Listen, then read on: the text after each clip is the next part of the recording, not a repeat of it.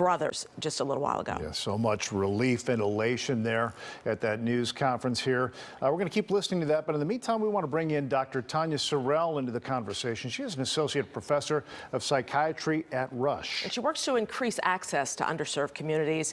And thanks so much for joining us. This verdict came down. A lot of people didn't expect it to go the way that it did. Dr. Sorrell, what do you think the impact of the entire trial and today's verdict will be on the community? Certainly, first, it will be a sigh of relief. And from that relief, we can gain energy to be able to continue to move forward in action in these ways, to really look at accountability and working for justice and equity for all of us. Well, you heard a lot of optimism at the very end of that news conference there. Among the Floyd family members was the youngest Floyd son there, to talk about hopefully that this country is taking a turn in a right direction. Do you think that that is possible given how much that this country has been through and how much it still has to achieve? You know, as a healthcare provider and as a Black woman, and as a Christian, we have to have positivity. We have to have hope. And we recognize that every day, many of us go through these same traumas. And so when one person gets justice, it is a positive and it is a step forward. But truly, all of us must feel that same level of equity and those same life, liberty, and pursuit of happiness that we all should be able to feel as a human being in the U.S. So we have to look at working positively to move forward. Dr. Sorrell, we saw Jason Van Dyke be convicted of Laquan McDonald's murder. 16 times he shot him. And we see this, Derek Chauvin, being found guilty of all 3 charges. But after watching the Laquan McDonald's case, it continues. And you say, let's be positive. But it's kind of hard to be positive when we know that it continues and continues and continues.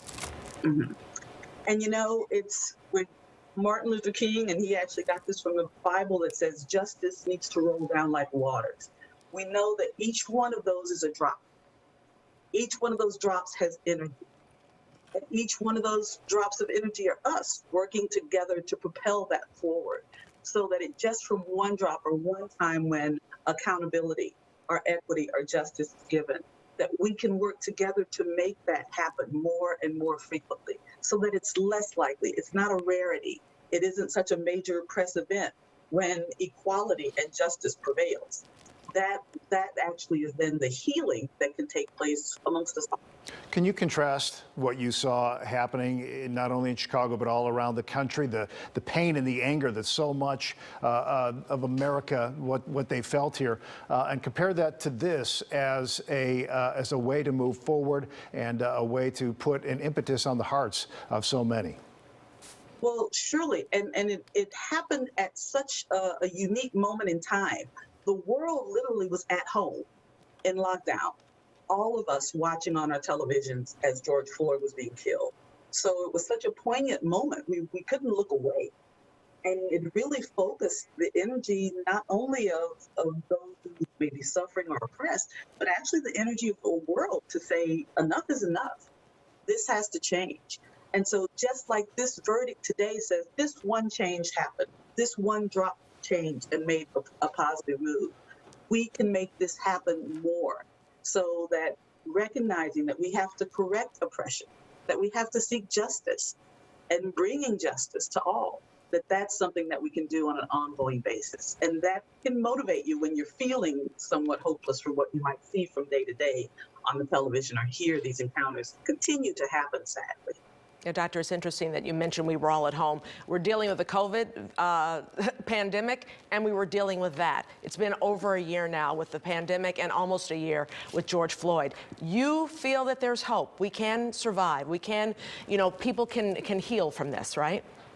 Yes. And, we talk about what we call major life events, when there's a family member lost, a parent, a loved one, a spouse. So we've had that during COVID. Many have lost, almost 600,000 people have lost someone close to them. And then now we also see that these microaggressions, these micro traumas continue to happen.